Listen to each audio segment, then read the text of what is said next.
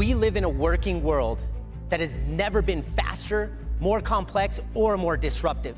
Competitive threats around every corner. There's a fight for finite resources, rising consumer standards, shifting expectations, all while the wars for talent are becoming more fierce and more intense than we've ever seen. The truth is, if we want to achieve these external transformations in the marketplace and lead the workforce of tomorrow, it's an inside game. A game that beats the odds every time, where 70% of our US workforce is currently disengaged, putting in no discretionary effort.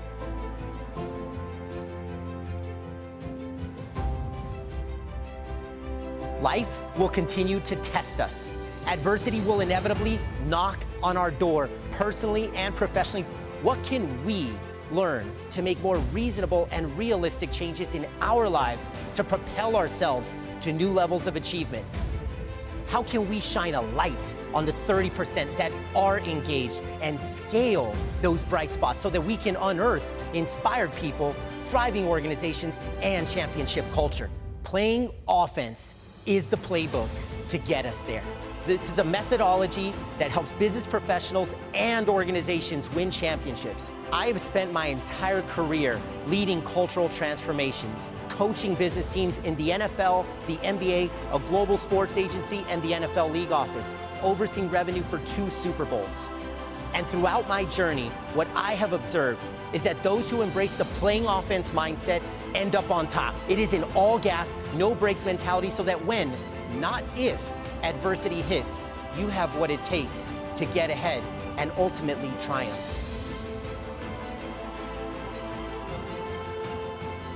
We only get one shot at legacy. Always serve with passion, purpose, and intent, because when all is said and done, only you can answer, how will you be remembered?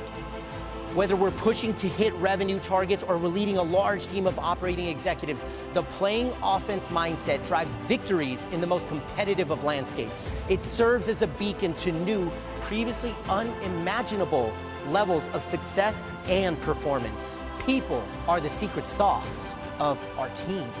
Let's create an environment that inspires each and every one of them to breathe life into them so that together they can flourish by playing to their strengths and unleashing their full potential.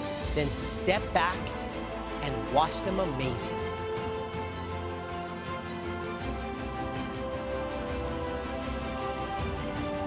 So now I ask you to make a commitment. I want you to think of one thing that has inspired you from our time together. It can be an idea, it can be an action. Embed that thought of inspiration in your mind. Embed it in your heart and commit to sharing it with one person in the next 24 hours. We can create an unstoppable wave of momentum as we lock arms and do this together to spark inspiration in everybody that we touch. Ladies and gentlemen, now is our time. Meet me at the 50 and let's go play some offense. Thank you.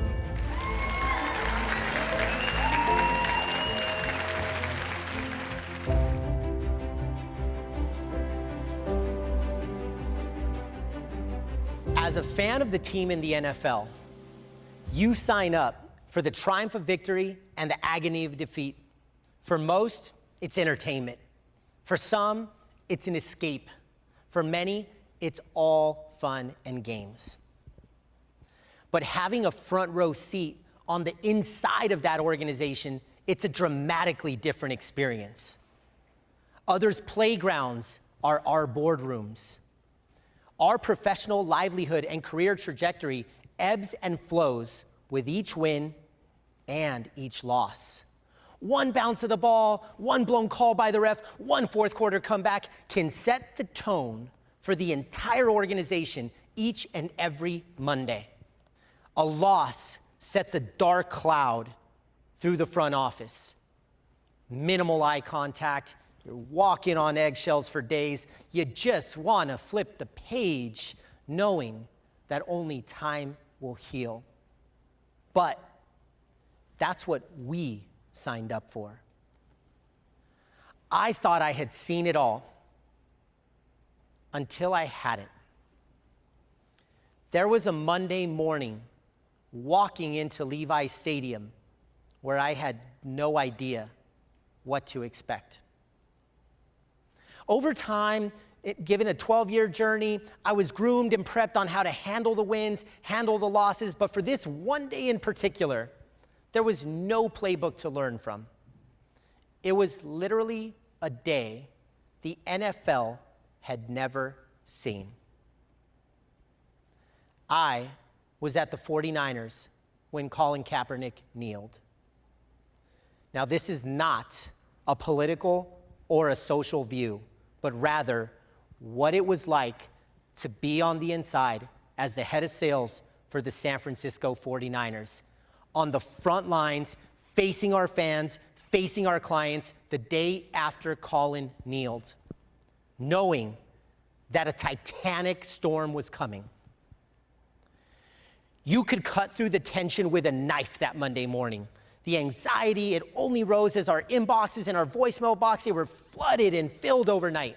We walk in, the phones are still ringing off the hook.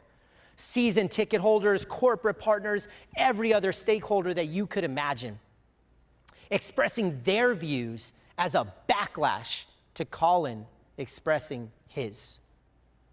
Most were threatening to walk away, never invest another dollar in our organization until we cut him from the team. Literally, tens of millions of dollars hanging in the balance. 8 a.m., we get the word. Meet in the boardroom, owner and president want to meet. In my mind, I'm expecting the typical reaction in our industry, given the circumstance, one of PR, one of damage control, one that would script our responses and reactions to the outside world. What transpired in that meeting left us in shock. We couldn't believe what we were told. It seemed unreal. While we expected a PR-laden message, we got the opposite.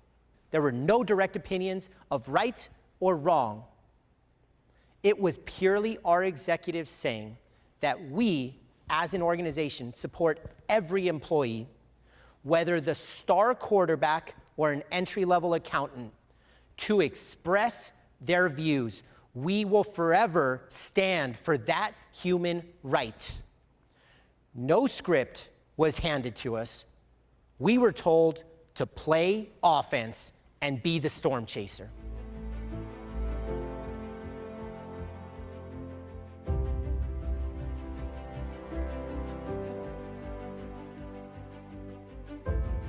Is life about success or significance? Success is how many of us are raised. Often it's reflected.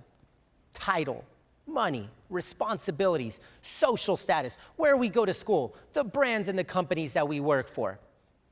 Bottom line, achievement is the name of the game as we climb the ladder of life. Now, this is the first mountain. And we need each and every experience in the first mountain to mold us, to grow us, to fall, to give us perspective, and to get one step closer to who we were always supposed to be. On the second mountain of life, where we can truly and holistically play offense on our terms. We all will experience this second mountain. Many of us have already found it, and we should inspire others to join. Many of us have yet to find it, and we can make today the first day that we make intentional steps to get there. Life tees up the first mountain to be about success. I would argue it's the second mountain of significance that is the mountain that we are supposed to be on. To leave our mark by serving others over self and build a legacy to be remembered as somebody that left this world better than we found it.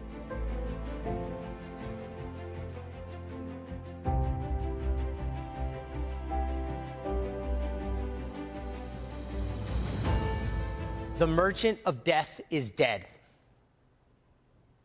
As the inventor of dynamite, these were the words you read as you opened up the newspaper to the obituaries. The worst part, your name is under the headline. You are literally reading your own death notice. Your name, Alfred Nobel, or better yet, the founder of the Nobel Peace Prize, an honor and a tribute to many who have played offense in life, each recipient leaving our world better than they found it. The day that Alfred opened up the obituaries, it was in fact a case of mistaken identity, as Alfred's brother had just passed from a heart attack. But how could a journalist publish such an erroneous report? Well, look no further than the scathing language itself. The French newspaper who wrote the obituary branded him as a merchant of death who had grown rich by developing new ways to mutilate and kill. While many of us know Alfred Nobel to be the inventor of the Nobel Peace Prize, it is the nature of his earlier inventions that led to these words. Alfred Nobel invented dynamite, sending explosives throughout the world, earning his brand as a merchant of death. As he opened the newspaper to now read his own death sentence, everything changed. He now started to think about legacy, about how he would be remembered, and he made a lasting commitment. From that day forward, he committed the rest of his life to play offense through a noble cause, one that led him to birth the Nobel Peace Prize, investing every cent of his riches to his new life's work. Many of us have never known about Alfred's first chapter in life, but we will always remember the second. Alfred Nobel's story is one that teaches us that people are redeemable, and life will provide second opportunities when we are dedicated to something that is bigger than ourselves. So today, this is less about who you were prior to walking in the door. It is more about who you will be as you walk out of the door and beyond. That decision is yours. So I encourage you to look at life as a blank canvas, with each day as a blank page, waiting for you to author it. Starting with tomorrow, what will you write to play offense and leave it better than you found it?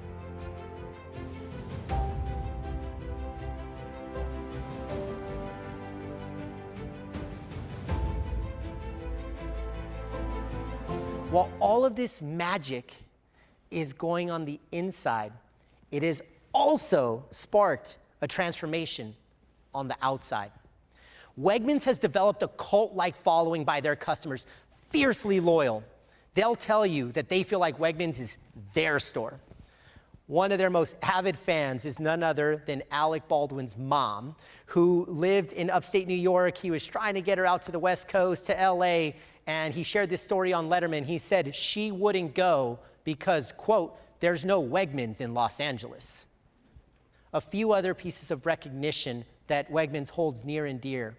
Food Network has recognized them the best grocery store. Consumer Reports has voted them the top grocery store every year since 2006. Customers literally line up overnight by the thousands the night before a grand opening. And this is one of my favorites. They have love letters written to the store asking for one to open up in their area. 5,300 and counting. So much for a dying industry. Ask the Wegman family, who have stayed family-owned from day one, what their secret sauce is. No questions. It's their people. Their head of HR shares that their employees are their number one asset, period. The first question, because it's easy to say that now, how do you do that? Whenever they face difficult business decisions, the number one lens that they look at it through, is this the best thing for our employees? If it is, they move forward. If not, it's a walk away. Now that's a totally different model from the norm, perhaps why they stand distinguished amongst their troubled industry. But in reality, the model is simple. A happy, knowledgeable, and superbly trained employee creates a better experience for their customers. Extraordinary service builds tremendous loyalty with these customers, and that loyalty leads to high volume and elevated profits. All wins from our book. So going back to my original question, who here loves the Sunday night grocery run? Well, if it was Wegmans, we might feel different. And that's because Wegmans starts by embodying a gold jacket culture on the inside so that we all can enjoy it on the outside.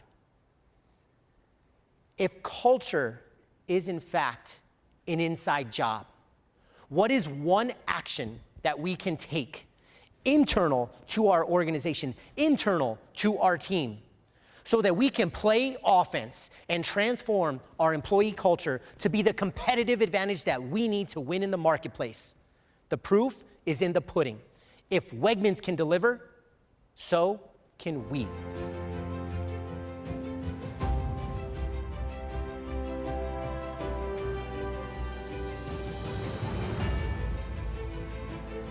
While the story of my dad is personal to my core, I hope that it can inspire each and every one of us in this room. It's an opportunity and an insight to know what playing offense is all about, to use it as a catalyst and a spark for the mindsets and actions to get incorporated into our lives, starting by living with championship purpose. What is our deeper meaning? What is our why? What is it that gets us out of bed? What are the contributions and the impact that we're bringing to the table to be a part of something bigger than ourselves? Because to win in the game of life, it is much easier to win the game when we care deeply about the game. And that level of care is only possible when it is rooted in purpose. To be a storm chaser and not let adverse circumstances in life derail us from playing offense with grit, with resiliency, with adaptability, and with courage. So that in the end, we can transform the inevitable adversity in our life to achievement.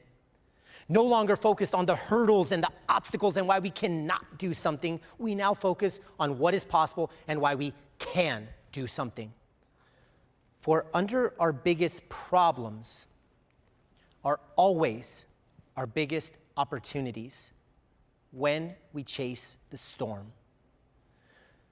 To salute the long snapper and let everybody know they matter, that we see them, we hear them, we trust them, and we value them. Most importantly, we let them know that their contributions make the difference between winning and losing, and we are damn proud to have them on our team. To embody a gold jacket culture, knowing that culture is our ultimate competitive advantage, for the unique gifts, talents, and passions of our people cannot be replicated. People are the secret sauce of our team. Let's create an environment that inspires each and every one of them to breathe life into them so that together they can flourish by playing to their strengths and unleashing their full potential. Then step back and watch them amaze you. Lastly, leave it better than you found it. Leave your mark, leave your impact, leave it all out on the playing field because we only get one shot at legacy. And remember to always serve with passion, purpose, and intent because when all is said and done, only you can answer, how will you be remembered? That is playing offense.